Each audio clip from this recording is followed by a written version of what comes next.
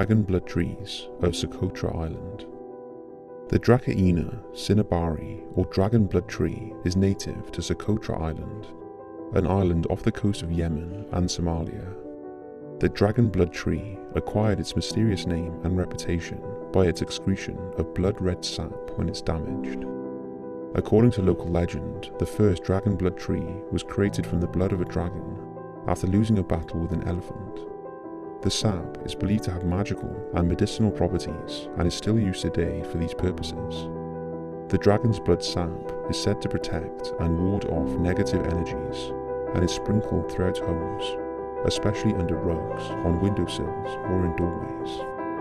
The sap is also known as a cure-all for illness and contain all matter of anticoagulant and antiviral properties. It's even specifically been used for lowering fever and curing diarrhea, ulcers and eczema. The dragon blood tree is just one of many species who uniquely thrive on Socotra Island, an island that has been likened to an alien planet or lost world because of its unique natural wonders. It's estimated that about 37% of its plant species, 90% of its reptile species, and 95% of its land snail species living on this ancient island survive nowhere else on Earth. Luminous tree in the United States. In 1885, the Theophysis Journal reported that near to some hot springs in Tuscarora, Nevada, an eerie, photophorescent tree had been discovered.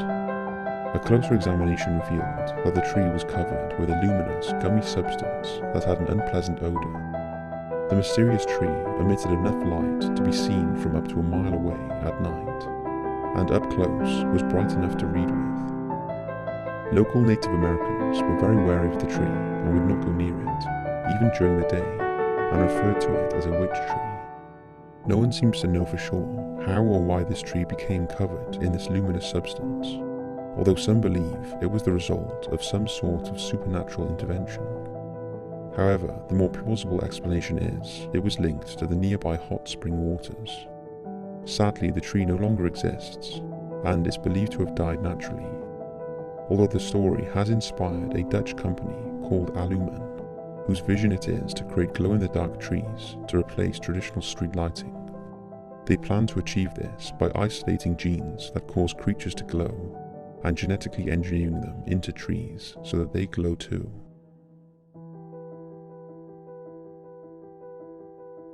The whistling trees of Nubia. The rustling of trees and creaking of branches is a familiar sound if you live near a forest. However, trees that whistle is a less common phenomenon, unless you live along the Nile River in the country of Nubia. 100 years or so ago, where the African winds brought with them the mysterious music of whistling trees. Documented by various publications as early as 1889 and as recent as 1943, the most common explanation for these whistling trees was that insects had burrowed into the branches, making small holes that allowed the wind to pass through and produce these curious whistling sounds, much like a woodwind instrument. However, what is curious is that no other trees in this area, or any other area for that matter, have ever duplicated this whistling effect, even though insect infestations of trees is a fairly common occurrence. Posing the question, why just these trees at this time? Is it merely an example of another parasitic relationship in nature? Was it something that was blown out of proportion, or was there a supernatural force at work that orchestrated the mystical notes of these whistling trees? What do you think? The Snake Tree of Mexico.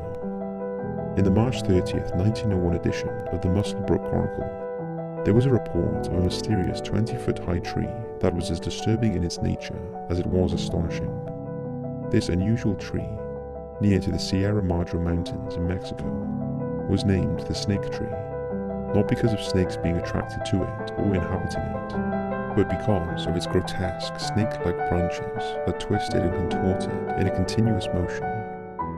Horrifically, upon closer inspection, it was confirmed that this carnivorous tree was consuming birds or any creatures that had the misfortune of landing on it. The limbs of this predatory tree were described as being more like tentacles and were completely covered with tiny suckers that aided it with capturing and holding its prey long enough to suck it completely dry of blood. It's believed that the snake tree of Mexico no longer exists today, and there have been no other known reports of a tree of this kind.